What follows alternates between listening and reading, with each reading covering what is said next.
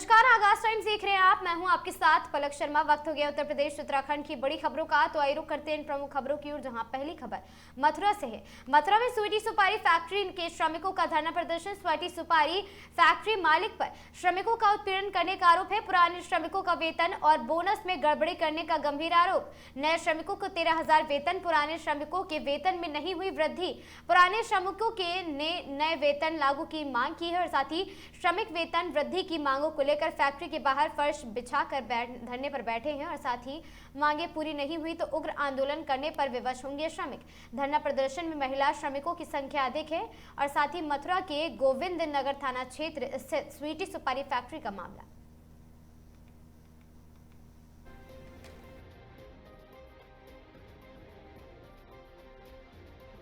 क्या नाम है आपका? सपना तिवारी है मेरा नाम। कब से काम कर रही है फैक्ट्री में? मैं 2005 से लगी हूँ। मुझे हो गए 21 साल। अब क्या समस्या है? आप सभी लोग यहाँ बाहर बैठे हैं फैक्ट्री के। सभी वर्कर का ये कहना है कि मालिक का कहना तो ये है कि नई लेबर जो 2 साल पहले लगी थी उनके पैसे बढ़ाएंगे, यानी 13,000 पेमेंट करेंगे उनके। और हम 21 साल से काम कर रहे हैं तो हमारे पैसे नहीं बढ़ेंगे।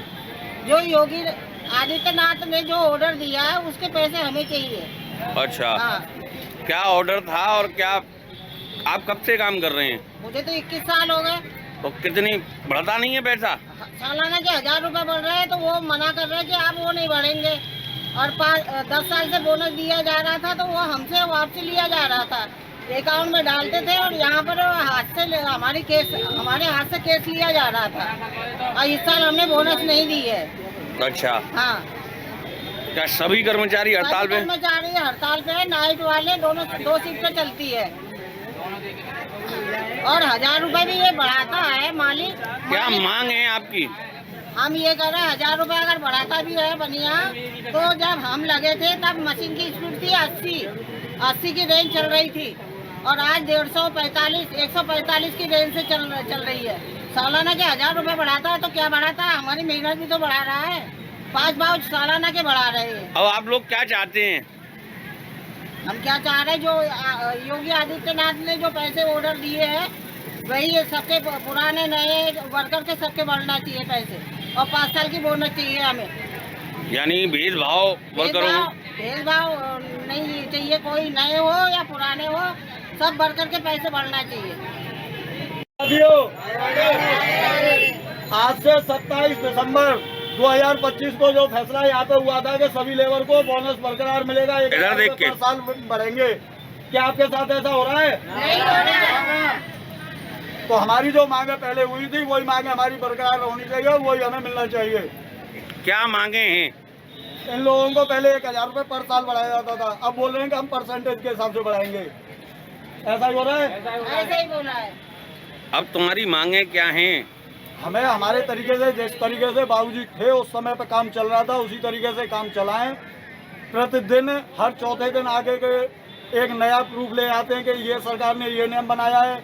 हर 15-20 मिनट बाद वो चेंज हो जाता है, हर 8 दिन में वो चेंज हो जाता है। वो चेंज ना करें, एक जो भी नियम बनाना है वो एक नियम बनाएं तो जो कि लेबर के प्रति भी हो, क्योंकि इसी लेबर से हमें करना है, इसी लेबर से हमें खाना कमाना है। तो इस लेबर को इतना परेशान ना किया जाए, बस हम तो यही चाहते हैं। अब जो मांगे हैं, किन बातों को लेकर के विवाद हुआ है और क्या मांगे? इसमें ये हुआ है कि जो नई लेबर भर्ती हुई है अभी स्टार्टिंग में, वो 2 महीने पहले हुई है, बोले 11,000 से, अब उसके 2,000 रुपये और बढ़ाए जा रहे हैं। यहाँ पर जितने भी वर्कर ये बैठे हुए हैं, किसी को 15 साल हो गए, किसी को 20 साल हो गए, इनसे कह दिया गया है कि आपका 1 रुपया नहीं बढ़ेगा। क्यों? क्या ये वर्कर काम नहीं कर रहे हैं? 20 साल से इन्होंने अपना शरीर यहाँ पे छोड़ रहे हैं, अपनी मेहनत कर रहे हैं, क्या इनका हक नहीं बनता है कि उनके 2,000 रुपये इनके भी बढ़े? कहीं ना बढ़ना चाहिए कि नहीं? यानी आपका कहना है कि जो नई लेबर जो भर्ती हुई है वो 11,000 से भर्ती हुई थी 2 महीने पहले, आज उनके 13,000 करने के लिए बोल रहे हैं। और जो 15 साल से कर रहे हैं उनके मात्र 15,000 रुपये किसी के, वो भी कह रहे हैं कि भाई हमारा भी बढ़ाओ। बोले आपके नहीं बढ़ेंगे। ऐसा क्यों कर रहे हो? सबका बढ़ाना है तो सबका बढ़ाओ। यानी कहीं ना कहीं भेदभाव पूर्ण रवैया भेदभाव हो रहा है, उसको खत्म किया जाए और सबको समान रखा जाए। हम तो यही चाहते हैं कि सबको समान रखा जाए। सभी वर्कर हैं, यहाँ पे कोई वो तो है नहीं कि मतलब कि भाई एंजॉयमेंट करने आ। सीतापुर जनपद के कस्बा सकरन में बीती रात चोरों ने 2 घरों को अपना निशाना बनाते हुए 17,000 की नकदी समेत 20 लाख से ऊपर की कीमत का सामान चोरी कर लिए गए हैं। घटना की सूचना पर पहुंची पुलिस ने मामले की जांच पड़ताल शुरू कर दी है। कस्बा सकरन निवासी रामलखन अवस्थी का नया मकान मथुआ सकरन मार्ग के किनारे जियो ऑफिस के पास सोमवार की रात करीब 10 बजे उनकी तबीयत अचानक खराब हो गई थी, तो उनकी पत्नी उनको लेकर कस्बे के भीतर पुराने मकान पर चली गई थी। देर रात दूसरे मकान के पीछे लगी सीढ़ी के सहारे छत पर चढ़े चोर कमरे का ताला तोड़कर भी भीतर बक्से में रखे 17,000 की नकदी, 2 सोने की चेन, 2 सोने के झाले, 1 सोने का नथ और 2 सोने के लॉकेट, 1 चांदी का कमर बिछुआ, 2 जोड़ी पायल, कपड़ा व अन्य सामान चोरी कर ले गए। गृह स्वामी के अनुसार चोर 7 तोला सोना व करीब 1 किलो चांदी के जेवर व अन्य सामान चोरी कर ले गए हैं। उसके बाद चोरों ने पास स्थित हरीश सिंह के घर पर धावा बोल दिया, जहां कमरे के भीतर सो रहे गृह स्वामी को चोरों ने बाहर से बंद कर दिया और उसके बाद घर से जरूरी सामान चोरों ने चोरी कर लिया है।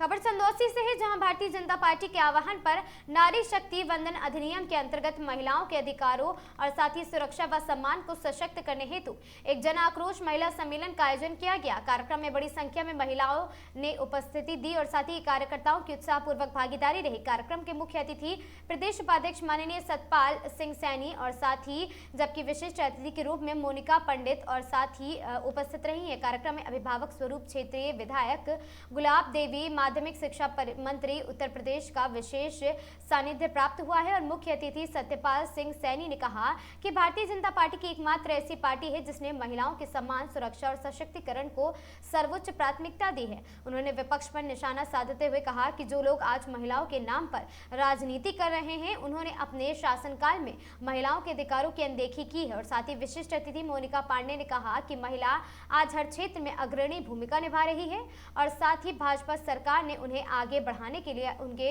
योजनाएं लागू की है। कार्यक्रम में अंत में आयोजकों ने सभी अतिथियों एवं उपस्थित समूह का आभार व्यक्त किया।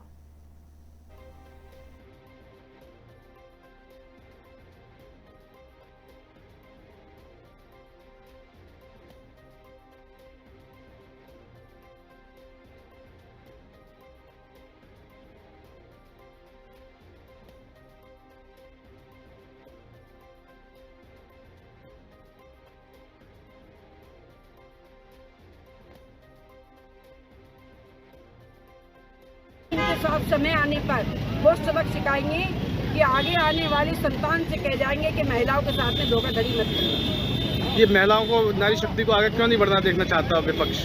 इनकी मानसिकता ऐसी है कि चाहते ही नहीं है। ये चाहते हैं इनके घर की महिलाएं ही सांसद बने, इनके घर की महिलाएं प्रधानमंत्री बने, लेकिन हाँ महिला जो है वो कुछ ना बन पाए, ये नहीं चाहते। छोटी मानसिकता है, सिंपल मानसिकता है।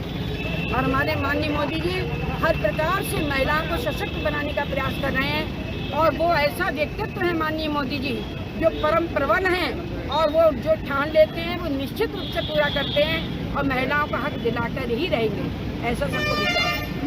आपका संसद जी बता दीजिए, कोई दिक्कत नहीं है।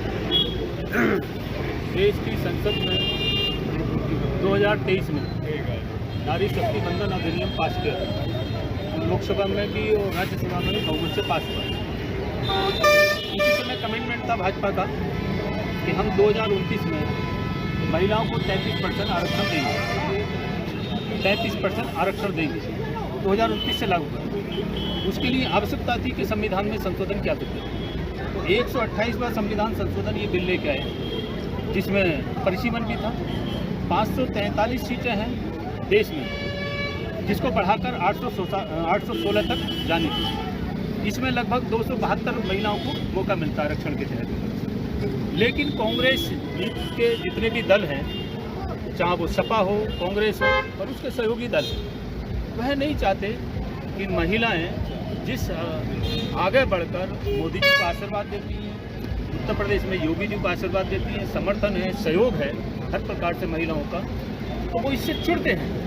वो नहीं चाहते कि महिलाएं आगे बढ़ें। भाजपा चाहती है, देश के यशस्वी प्रधानमंत्री नरेंद्र मोदी चाहते हैं, 2014 में ही उन्होंने कमिटमेंट किया था और उन्होंने आपने देखा कि योजनाओं से भी जोड़ा महिलाओं को, तो उन्हें बिना भेदभाव के पारदर्शी तरीके से लाभ देकर सशक्त करने का काम पहले से किया है। चाहे वो प्रधानमंत्री मुद्रा योजना हो, प्रधानमंत्री उज्ज्वला योजना हो, चाहे स्वयं सहायता समूह हो, चाहे स्टार्टअप हो, हर में महिलाओं की भागीदारी 60 से 70, 80, 85% तक महिलाओं को लाभ देने का काम किया है। लखपति दीदी बनाने का काम हो, ड्रोन दीदी बनाने का काम हो, तो महिलाएं भाजपा के साथ जुड़ रही हैं। तो भाजपा नरेंद्र मोदी जी और भाजपा महिलाओं को आगे बढ़ाना चाहते हैं, उनका अधिकार देना चाहते हैं कि ये 50% आबादी है, ये भी सम्मान के साथ देश का नेतृत्व करें और निर्णयों में सहायक बने, भागीदार बने। तो ये बड़ा महिलाओं के हित में शानदार विधेयक था, शानदार काम ये था। जो राहुल गांधी विपक्ष ने रोका है, मुझे लगता है कि देश की महिलाएं विपक्ष के आक्रोश में है, खिलाफ में है और निश्चित रूप से आने वाले समय में उसका ये बहुत बड़ा सबक उनको मिलने वाला है। ये जो राहुल गांधी का पुतला फूका है आप लोगों ने रोड पर, इससे क्या मैसेज देना चाहते हैं आप लोग? राहुल गांधी ही विपक्ष का नेतृत्व कर रहे हैं, वही चाहते हैं कि महिलाओं को हक न मिले। हर अच्छे काम में जो मोदी जी करते हैं उसमें अड़ंगा राहुल गांधी ही करते हैं। हर अच्छा काम हम मानते हैं 50 काम करते हैं, हो सकता है 10 कामों में वो सुझाव दे सकते हैं, 5 कामों दे, लेकिन हर एक कामों में विरोध करना और जो संसद ठीक प्रकार से जो अच्छे विधेयक लाती है उसमें पास ना करना, उसके खिलाफ जाना, उसके खिलाफ मतदान करना। अभी आपने संसद में देखा कि 298 मत इसके विधेयक के पास में पक्ष में पड़े और 230 जो उन्होंने राहुल गांधी के नेतृत्व में खिलाफ कर दिए। अगर वो शायद नहीं करते, 360 हमारे हो जाते तो इसी में विधेयक ये पास हो जाता और महिलाओं को जो 33% आरक्षण देने का रास्ता था ये प्रशस्त होता जा 2029 में उनको सम्मान। ये पुतला फूक कर जो आप लोग क्या मैसेज देना चाहते हैं राहुल गांधी विपक्ष के लिए, ये पूछना चाहते हैं हम। पुतला जो आप लोगों ने देश की महिलाओं में राहुल गांधी के खिलाफ, विपक्ष के खिलाफ आक्रोश है। ये पुतला आक्रोश का प्रतिफल है ये, इसलिए जब भी जहाँ निकलेंगे, चुनाव में आए, किसी में आए, वो आक्रोश उनको झेलना पड़ेगा। जी बहन जी, आप बताइए क्या कहना चाहते हैं? हमारे देश के यशस्वी प्रधानमंत्री ने एक प्रयास किया था महिलाओं को सशक्त और आत्मनिर्भर करने का। आप ये देखिए विपक्ष बिहार में भी क्यों हार गया या अन्य राज्यों में क्यों हार रही है, क्योंकि जहाँ पर महिला शक्ति आप देख रहे होंगे, हमारे जो पिछले चुनावों में महिला आधी देश की आधी आबादी जब रोडों पे आती है, प्रचार करती है, तो हमारी जीत हमारे मोदी जी या योगी जी की हुई। और उनका रिजल्ट क्या है आज की डेट में, जब विपक्ष ने हम बड़ी सदन में महिला विपक्ष हमारी महिलाओं के लिए विपक्ष जो हमारी ये नारी शक्ति अधिनियम पारित होने से रोक दिया, आप वो समझिए कि देश की आधी आबादी को वो रोक रहे हैं, सशक्त बनाने से रोक रहे हैं। क्या है, हमारे विपक्ष चाहती नहीं कि देश की नारी नेतृत्व करे। आज माननीय प्रधानमंत्री हमारे यहाँ बूथ से लेकर राष्ट्र तक नेतृत्व कर रहे हैं। आप ये देखिए, हमारे यहाँ संबल चंदौसी क्षेत्र की महिला नेतृत्व कर रही है और बड़े बड़े हमारी जो पूरी फाइनेंस मिनिस्टर है वो महिला नेतृत्व कर रही है, निर्मला सीतारमण जी। तो क्या विपक्ष ये नहीं चाह रहा है कि महिला नेतृत्व करे? ना आम आदमी पार्टी चाहती है, ना सपा चाहती है, ना कांग्रेस चाहती है। तो विरोध तो यही कर रहे हैं ना राहुल गांधी, अखिलेश यादव जी, उन्हीं का तो हमने पुतला जलाया है। आप ये देखिए, अब वो कहते हैं देश की आधी आबादी, और देश की आधी आबादी को ही आगे आप बढ़ने नहीं दे रहे हो। पढ़ी लिखी महिला सदन में आएगी तो विकसित भारत बनेगा ना, श्रेष्ठ भारत बनेगा ना। जी जी। अखिलेश यादव जी के बारे में क्या कहना चाहते हैं आप? अखिलेश यादव तो मुझे लगता है कि बस परिवार को चलाना चाह रहे हैं, उनको देश से कुछ लेना देना नहीं, उनको उत्तर प्रदेश के विकास से कुछ लेना देना नहीं। पहले भी गुंडा राज है, आज और आगे भी गुंडा राज ही चलाना चाह रहे हैं। बदायूं के उसावा थाना क्षेत्र के म्याऊं और साथी उसावा के बीच कट मारते समय दहेज के सामान से भरी पिकअप गाड़ी से निकलकर बाहर रोड पर जा गिरे, जिसमें वह गंभीर रूप से घायल हो गए हैं। सूचना के बाद मौके पर पहुंची पुलिस ने घायल को इलाज के लिए 108 एम्बुलेंस की मदद से जिला अस्पताल भेजा है, जहां डॉक्टरों ने उसे मृत घोषित कर दिया। वहीं जिला अस्पताल के डॉक्टरों ने शव को कब्जे में लेकर पोस्टमार्टम के लिए भेज दिया है और परिजनों का कहना है कि कैथोला गाँव में बारात पटना के लिए गई थी, तभी दहेज में मिला पिकअप गाड़ी में कर सामान अपने गांव के ही ओर लौट रहे थे, तभी तेज रफ्तार अनियंत्रित पिकअप कार चालक ने कट मार, जिसमें पिकअप में बैठे राय सिंह पिकअप से निकलकर बाहर जा गिरे हैं और उनकी मौत हो गई है।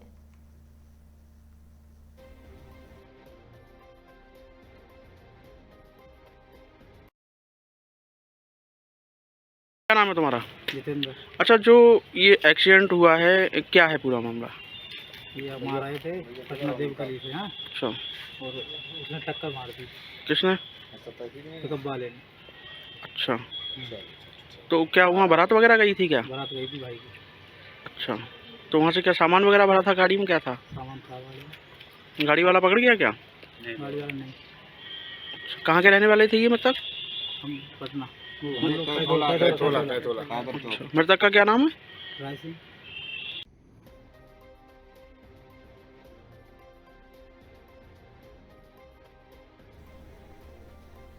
गाजीपुर कटरिया कांड की पीड़ितों से मिलने के लिए समाजवादी पार्टी का 4 सदस्यीय प्रतिनिधि मंडल कटारिया गांव के लिए रवाना हुआ है। प्रतिनिधि मंडल में गांव से जाने से पहले गाजीपुर पुलिस लाइन में अधिकारियों के साथ बैठक की। इसके बाद पुलिस मजिस्ट्रेट की निगरानी में सभी सदस्य कटारिया गांव के लिए निकले हैं और साथ ही इस प्रतिनिधि मंडल में सदर विधायक जयकिशन साहू, पूर्व मंत्री राम आश्वर्य विश्वकर्मा और साथ ही राष्ट्रीय समाजवादी महिला सभा की राष्ट्रीय अध्यक्ष सीमा राजभर और समाजवादी पार्टी महिला सभा की राष्ट्रीय सचिव रीता विश्वकर्मा शामिल और साथ ही कटरिया गांव में इस समय भी भारी पुलिस बल तैनात है और पूरा गांव पुलिस छावनी में तब्दील हो गया है। प्रशासन ने सुरक्षा व्यवस्था सुनिश्चित करने की और प्रतिनिधि मंडल की यात्रा को और पुलिस को मजिस्ट्रेट की कड़ी निगरानी में आयोजित किया ताकि मुलाकात शांतिपूर्ण ढंग से संपन्न हो सके। प्रतिनिधि मंडल का नेतृत्व कर रहे पूर्व मंत्री राम आचार्य विश्वकर्मा ने बताया है कि वे पार्टी के राष्ट्रीय अध्यक्ष के निर्देश पर कटारिया गांव जा रहे हैं।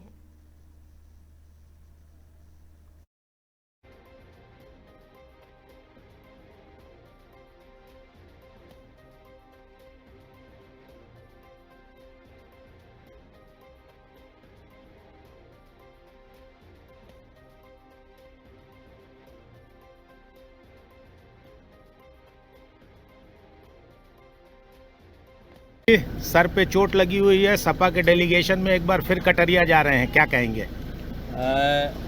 माननीय राष्ट्रीय अध्यक्ष श्री अखिलेश यादव जी ने पीड़ित परिवार को 5 लाख रुपए का चेक दिया है, वही सहायता राशि उन्हें पहुंचाने जा रहे हैं। आज क्या लग रहा है, कुछ आसानी से मिलने दिया जाएगा? अब ये तो पुलिस प्रशासन के ऊपर है। हालांकि राष्ट्रीय अध्यक्ष जी की बात हुई है प्रशासन से, प्रशासन ने पूरा भरोसा दिया है कि हम जो है डेलीगेशन जो केवल 4 लोग हैं। कौन कौन हैं? नियमों के अनुरूप है कि धारा जो लगती है उसमें कम से कम 5 पे लगती है, 4 ही लोग हैं। सीमा राजभर जी हैं, जयकिशन साहू विधायक जी हैं और रीता विश्वकर्मा जी है और हम 4 लोग जा रहे हैं। जनगणना कार्य को सफल बनाने के लिए जिले में तैयारियां तेज हो गई हैं। इसी क्रम में पाली स्थित बाबूराम भारती इंटर कॉलेज में 6 दिवसीय प्रशिक्षण कार्यक्रम आयोजित किया जा रहा है, जिसमें करीब 200 कर्मचारियों को प्रशिक्षण दिया जा रहा है। जनगणना ट्रेनर शिवानंद वाजपेयी ने बताया कि प्रशिक्षण के दौरान कर्मचारियों को 2 चरणों में सर्वे की विस्तृत जानकारी दी जा रही है और साथ ही आपको बता दें ये चरण 22 मई से 20 जून तक चलेगा। दूसरे चरण में व्यक्ति आधारित जनगणना की जाएगी, जिसमें प्रत्येक व्यक्ति की शैक्षिक योग्यता, रोजगार और अन्य महत्वपूर्ण जानकारी एकत्र की जाएंगी। ये चरण जनवरी से फरवरी माह के बीच में संचालित होगा। प्रशासन का मानना है कि यह जनगणना भविष्य की योजनाओं के लिए निर्माण में अहम भूमिका निभाएंगी और विकास कार्यों को भी नई दिशा देंगी।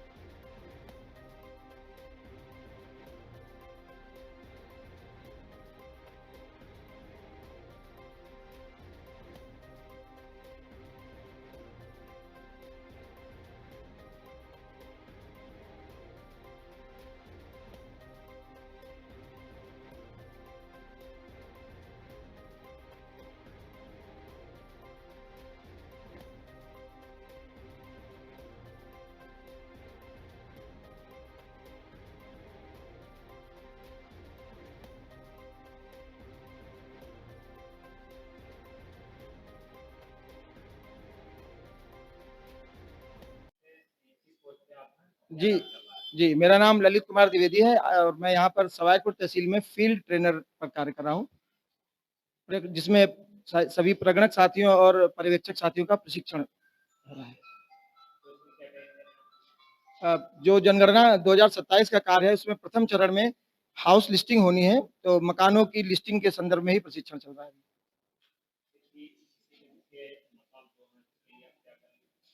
ऐसी अवस्था में हमारे मैनुअल में बहुत सारे प्रावधान हैं कि व्यक्ति 2 मकानों का स्वामित्व रखता है तो उसे उस मकान में गिना जाएगा जहां पर वो अधिक समय तक निवास करता है।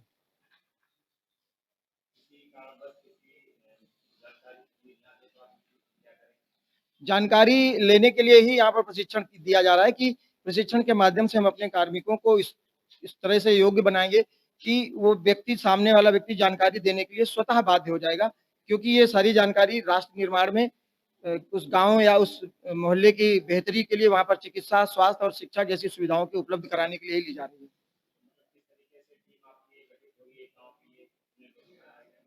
हाँ, वैसे अगर देश भर की बात करें तो 32 लाख कर्मचारी इस कार्य को मिलकर करेंगे, लेकिन हमारे क्षेत्र में एक सुपरवाइजर होगा, उसके अंडर में 6 या 7 लोग प्रगणक के रूप में जाएंगे, जिनको छोटे छोटे हाउस लिस्टिंग ब्लॉक आवंटित किए जाएंगे और उन ब्लॉक्स में जाकर के लोग कार्य करेंगे। मेरा नाम सुनील कुमार है और मैं यहाँ जनगणना के प्रथम चरण में जो प्रगणक और सुपरवाइजरों का प्रशिक्षण चल रहा है उसमें मास्टर ट्रेनर के रूप में उन्हें प्रशिक्षण देने के लिए यहाँ उपस्थित हूँ। और विकासखंड भरखनी और उससे समीपवर्ती ब्लॉक 52 के भी कुछ प्रगणक और सुपरवाइजरों का आज प्रशिक्षण चल रहा है, जिसका आज प्रथम दिन, द्वितीय बैच का। जी बिल्कुल, यहाँ जलपान के लिए भी व्यवस्था की गई है और मध्यावकाश में 1 बजे जब लंच होता है तो उसमें भोजन की भी व्यवस्था की गई है, तहसील के द्वारा भी और नगर पंचायत चल रहा है वहाँ पे नगर पंचायत के द्वारा। प्रशिक्षण का समय प्रातः 9:30 से शाम को 5:30 तक।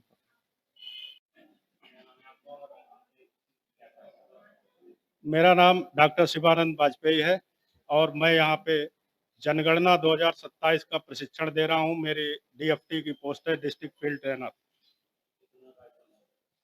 3 दिवसीय प्रशिक्षण का एक बैच समाप्त हो चुका है। द्वितीय बैच का प्रशिक्षण आज से शुरू हुआ है, 27, 28, 29 तक चलेगा।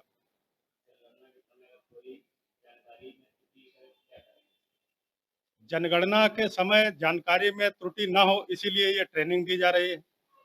और त्रुटि हो तो उसके लिए, अगर प्रगणक से त्रुटि होती है तो उसके लिए उनके सुपरवाइजर हैं, चार्ज ऑफिसर हैं और हम लोग भी हैं बाकायदा। अगर कोई समस्या आती है तो जनगणना कर्मी कंसल्ट कर सकते हैं।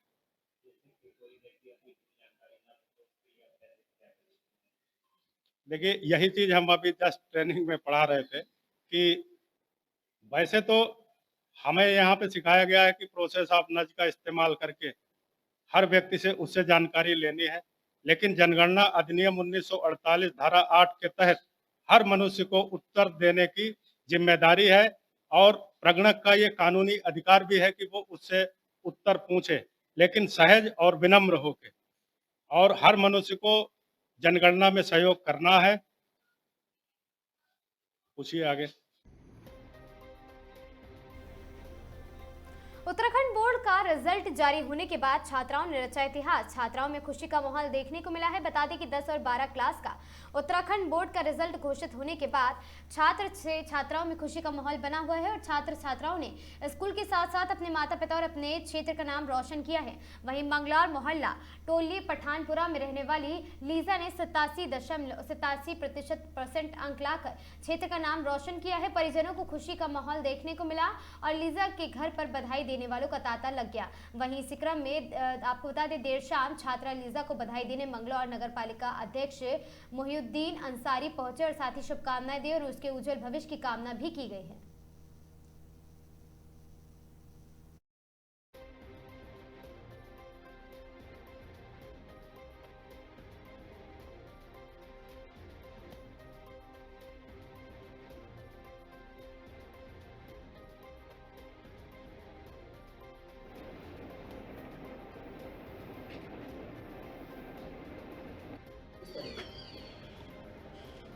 बहुत अच्छा लग रहा है कि आप लोग मेरी खुशी में खुश होने के लिए आए। आपका बहुत बहुत शुक्रिया। और मेरे पेरेंट्स से और मेरे स्कूल टीचर्स, कोचिंग टीचर्स से मुझे प्रेरणा मिली। कितने? 86%। I want to be good lawyer. Chairman साहब का और मेरे पेरेंट्स का, टीचर्स का मेरे सपोर्ट। मैं इनका शुक्रिया अदा करना चाहती हूँ। ये मेरी खुशी में खुश होए और यहाँ पे बधाई देने के लिए आए। इनका बहुत बहुत थैंक यू। देखिए, आज यहाँ पर मेरा आना हुआ। एक हमारी बेटी है, गुड़िया है अलीशा, ये KKP इंटर कॉलेज में पढ़ती है और इसने 12th क्लास में 86% मार्क्स लाकर अपने पेरेंट्स का नाम रोशन किया है, अपने स्कूल का नाम रोशन किया है, मंगलौर कस्बे का नाम रोशन किया है। मैं इसको बधाई देने के लिए आया था, इसका हौसला अफजाई करने के लिए आया था और मैंने इसके लिए आगे तरक्की करे, मैं दुआ करता हूँ बेटी के लिए, गुड़िया के लिए, कि आगे पढ़ लिख कर ये तरक्की करे, सिविल सर्विसेज की तरफ जाए, जो भी जहाँ में भी इसका मन हो खूब तरक्की करे, मन लगा कर पढ़े। और मैं इसी के साथ इस गुड़िया को हौसला अफजाई करने के लिए यहाँ पर पहुँचा हूँ। मेरे लायक जो इसके लिए होगा मैं करूँगा, हर संभव प्रयास करूँगा। सरकार से भी मदद दिलवाने की कोशिश करेंगे, जो भी होगा। एक बार फिर इन्हीं शब्दों के साथ मैं अलीशा को बहुत बहुत बधाई, शुभकामनाएं, मुबारकबाद पेश करता हूँ। देखिए, बड़ी खुशी होती है जब हमारे मंगलौर की बेटियां छात्राएं खूब अच्छा नंबर लाती हैं। कि हमारे मलकपुरे की बेटी है तस्मिया, उसने भी 12th क्लास में 90+ मार्क्स लेकर आई है। से अलीशा है, ये भी 86% मार्क्स लेकर। बड़ी खुशी होती है जब अपने कस्बे की बेटियां टॉप करती हैं, अच्छे मार्क्स लेकर आती हैं। मंगलौर के प्रथम व्यक्ति होने के नाते मुझे गर्व महसूस होता है, खुशी महसूस होती है। भविष्य के लिए शुभकामनाएं, खूब पढ़ें लिखें, आगे बढ़ें, देश का नाम रोशन करें, उत्तराखंड का नाम रोशन करें, मंगलौर का नाम रोशन करें, अपने घर वालों का नाम रोशन करें। मेरी तरफ से पूरी शुभकामनाएं। खटीमा में आज गौ संरक्षण और गौ सेवा के संकल्प के साथ संयुक्त सनातन गौ रक्षा वाहिनी के पदाधिकारियों ने हुंकार भरी है और साथ ही वाहिनी द्वारा गौ माता को राष्ट्रमाता सम्मान दिलाने और देश भर में गौकशी को पूर्णतः प्रतिबंध करने की मांग को लेकर खटीमा उप जिलाधिकारी को एक ज्ञापन सौंपा गया। ज्ञापन सौंपते हुए सदस्य संयुक्त सनातन गौ रक्षा वाहिनी अब राष्ट्रीय स्तर पर एक बड़े अभियान की शुरुआत कर चुकी है। इसी कड़ी में आज संगठन के प्रदेश महामंत्री और साथ ही अन्य वरिष्ठ सदस्यों ने खटीमा SDM से मुलाकात की और साथ ही वाहिनी का स्पष्ट उद्देश्य है कि गौ माता को राष्ट्रमाता का दर्जा मिले और भारत की धरती पर गौकशी जैसे अपराध पूरी तरह समाप्त हो जाए। इस दौरान तुषार सैनी उप जिलाधिकारी खटीमा ने बताया कि आज संगठन के द्वारा ज्ञापन मिला है, उसे आज ही मुख्यमंत्री को भेजा गया है और साथ ही आपको बता दें कि इस मिशन में हमें प्रशासन का सहयोग चाहिए है, लोगों ने मांग की, ताकि हम अपनी संस्कृति आस्था के प्रतीक की रक्षा कर सकें। वहीं शुसिनुद्दीन और साथ ही संयुक्त सनातन गौ रक्षा वाहिनी जिलाध्यक्ष का कहना है कि जब तक गौ माता को उनका उचित सम्मान नहीं मिल जाता, उनका यह प्रयास निरंतर जारी रहेगा।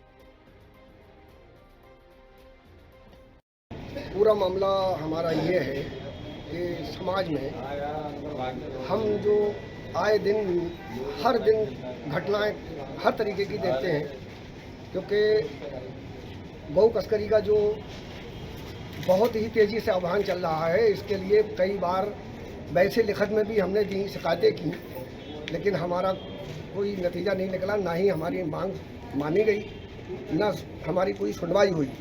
आपने वीडियो हमेशा देखी होंगी कि पूरे ट्रक पकड़े जाते हैं, उसके बाद में छोड़ दिए जाते हैं। हमारा कहना ये है कि जो चीज़ अवैध है वो उसके खिलाफ हम आवाज़ उठाते हैं। गौ तस्करी रोकी जाए, तस्करी रोकी जाए, और जो जहां नाजायज़ तरीके से काटी जाती हैं उन्हें रोका जाए।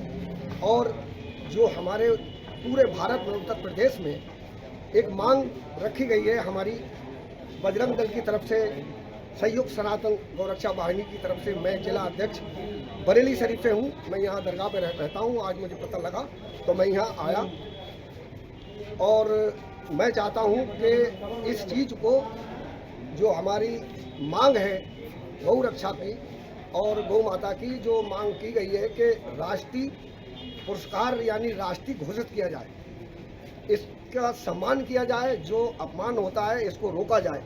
और मैं आपको ये भी कहना चाहूँगा कि आपने देखे होंगे कि रोड पे तमाम जानवर जो छूटे हुए होते हैं उनके एक्सीडेंट होते हैं। मैं आपको बताऊं, मैं दिखाना नहीं चाहता, मैंने कई एक्सीडेंट वाले जानवरों की पट्टियां कराई हैं, दवाइयाँ कराई हैं और मेरा एक अभियान है, मैं एक दवाई जानता हूँ देसी, मैं आप लोगों को भी बताना चाहूँगा और बताऊँगा जो मुझसे संपर्क करेगा कि आप कभी भी किसी का पैर टूटा हुआ या एक्सीडेंट वाले मार जाते हैं, आपने देखे होंगे वो लंगड़ाते हैं बेचारे, तो उन पे आप ध्यान दें और उनका कोई सुरक्षित स्थान बनाया जाए जो नाम की जगह बना दी गई है।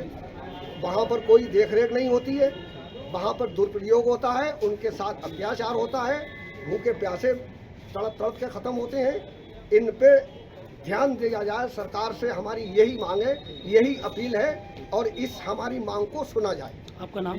मेरा नाम सूफी नसरुद्दीन, जिला अध्यक्ष संयुक्त सनातन गौरक्षा वाहिनी, जिला बरेली।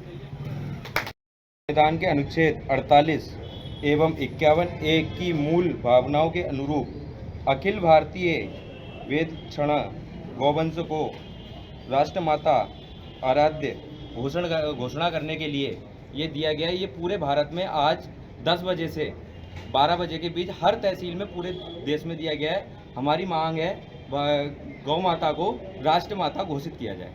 आपका नाम? प्रदीप ठाकुर।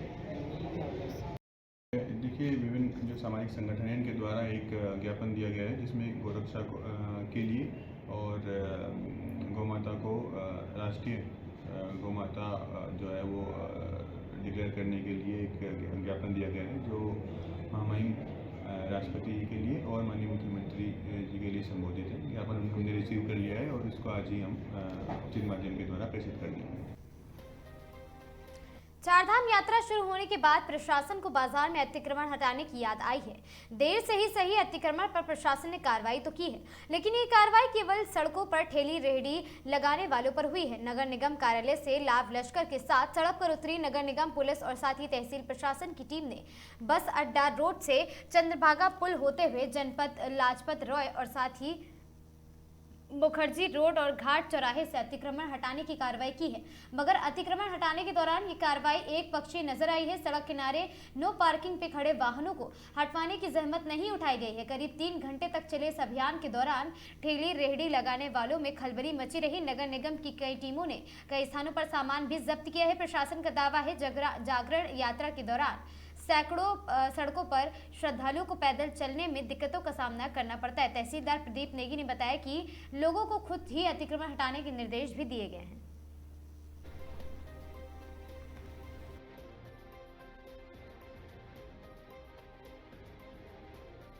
देखिए, चारधाम यात्रा गतिमान है और इसके सफल संचालन के लिए जो जहाँ कहीं भी अतिक्रमण किया गया है किसी के द्वारा, तो अतिक्रमण पर नगर निगम प्रशासन पुलिस द्वारा कार्रवाई की जा रही है। समय समय पर कार्रवाई होती रहती है और आगे भी ये कार्रवाई जारी रहेगी। इसमें तहसील का क्या सहयोग है? इसमें देखिए, लॉ एंड ऑर्डर के लिए पुलिस और प्रशासन है और बाकी नगर निगम के जो कार्मिक है उनके द्वारा अतिक्रमण को चिन्हित कर जो अस्थायी अतिक्रमण है उस पर तत्काल कार्रवाई की जा रही है और जो स्थायी है उनको भी चेतावनी दी गई है।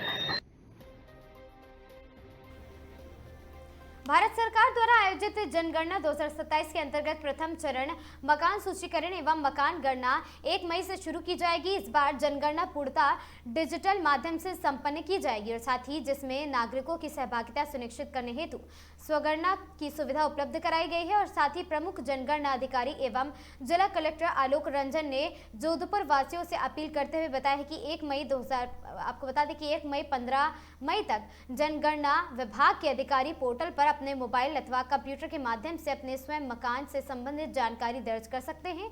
उन्होंने बताया कि स्वगणना के पश्चात 16 मई से जनगणना दल क्षेत्र में पहुंचकर यूनिक नंबर के आधार पर जानकारी का सत्यापन एवं संकलन करेगा, जिसमें प्रत्येक अधिक सुगम और प्रभावी हो सकेगी कार्यप्रणाली। और साथ ही रंजन ने कहा कि जनगणना राष्ट्रीय महत्व का कार्य है तथा इस बार नागरिकों को सीधे और साथ ही सहभागी बनने में अवसर प्रदान किया जाएगा।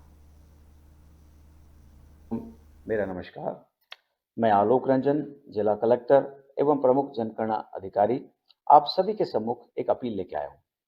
आपको ज्ञात होगा कि जनगणना 2027 का काम शीघ्र शुरू होने वाला है और इसका प्रथम चरण 1 मई से चालू होगा। इस बार जनगणना बहुत विशेष है क्योंकि ये पूर्ण रूपेण डिजिटल जनगणना है और इस जनगणना में आप भी सहभागी बन सकते हैं। खास करके 1 मई से लेकर के 15 मई तक आप स्वयं अपने मोबाइल से, कंप्यूटर से जनगणना विभाग का पोर्टल se.census.gov.in पर जाकर के अपने मकान के संबंध में सूचनाएं अंकित कर सकते हैं। इसके बाद जब 16 मई से जनगणना की टीम आपके यहाँ आएंगी तो वो एक यूनिक नंबर से आपकी सारी सूचना लेकर के जनगणना कर सकेंगी। उनका कार्य इससे आसान हो जाएगा।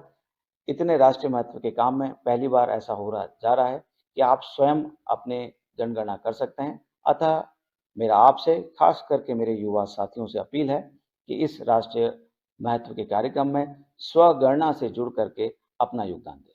जय हिंद। सभी जोधपुर वासियों को मेरा नमस्कार। मैं आलोक रंजन,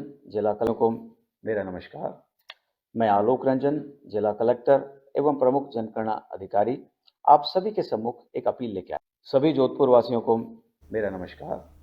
मैं आलोक रंजन, जिला कलेक्टर। भीषण गर्मी के बीच पक्षियों के लिए राहत का सराहनीय प्रयास करते हुए इंद्रप्रस्थ फायर स्टेशन परिसर भामाशाह मंडी में वैष्णव नवयुग निर्माण सेवा संस्थान की ओर से 21 पानी के परिंडे लगाए गए। इस पहल का उद्देश्य गर्मी के मौसम में प्यास से परेशान पक्षियों को पानी उपलब्ध कराना है। संस्थान के आशीष वैष्णव ने बताया कि गर्मियों में सभी सरकारी कार्यालयों और साथ ही विभागों में पक्षियों के लिए पानी के परिंडे बांधना अत्यंत आवश्यक है ताकि उन्हें पानी के लिए भटकना ना पड़े। वहीं जितेंद्र रमावत ने सभी नागरिकों से अपील की है कि अपने अपने घरों में भी पक्षियों के लिए पानी की व्यवस्था अवश्य करें। गौरतलब है कि भीषण गर्मी के इस दौर में इस तरह की पहल न केवल पक्षियों के जीवन की रक्षा करती है बल्कि समाज में पर्यावरण संरक्षण और साथ ही जीवों के प्रति संवेदना भी संदेश देती है।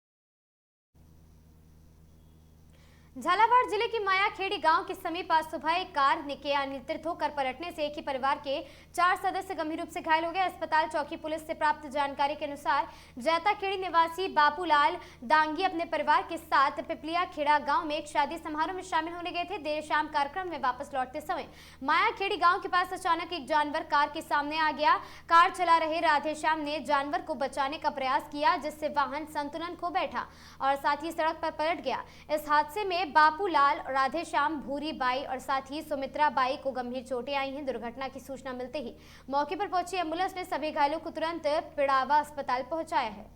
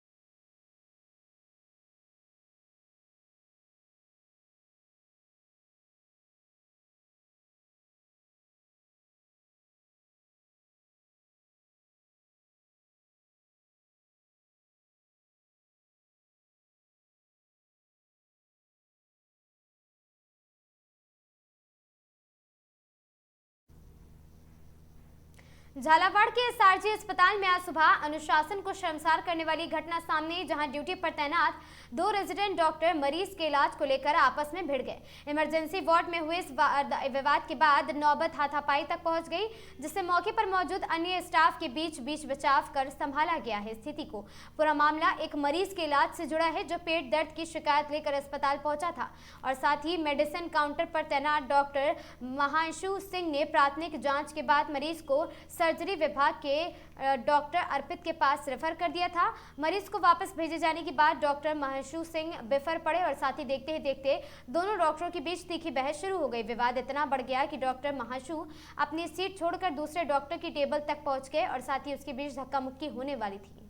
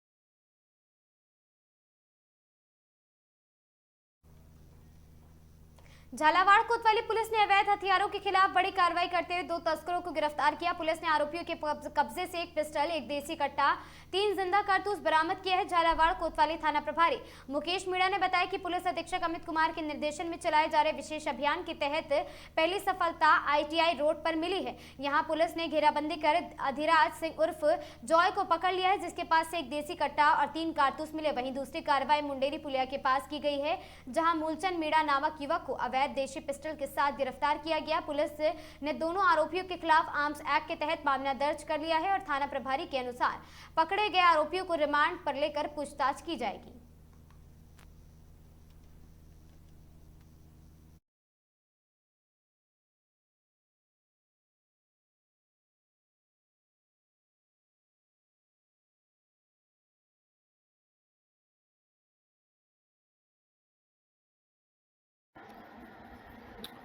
सर, थाना कोतवाली झालावाड़ में कल अवैध हथियारों के खिलाफ कार्रवाई की गई है, तो क्या कार्रवाई हुई थी सर?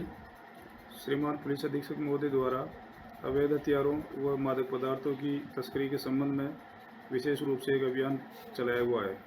उसमें कल थाना कोतवाली द्वारा अवैध हथियारों के विरुद्ध कार्रवाई करते हुए अभियुक्त अधिराज उर्फ जॉय के कब्जे से 1 देसी कट्टा व 3 जिंदा कारतूस ITI कॉलेज के पास से व मुलजिम मूलचंद के कब्जे से 1 अवैध देसी पिस्टल मुंडेरी पुलिया के पास से बरामद करने में सफलता प्राप्त की दोनों मुलजिमानों का 1 दिन का पीसी रिमांड प्राप्त कर उनसे अनुसंधान किया जा रहा है कि हथियार कहाँ से लाया, वो किसको देने जा रहा था।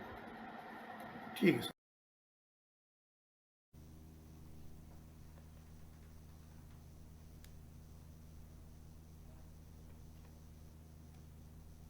इन खबरों में आज के लिए बस इतना ही। ऐसी खबरों से लगातार जुड़े रहने के लिए बने रहें हमारे साथ और देखते रहें आगाज टाइम्स।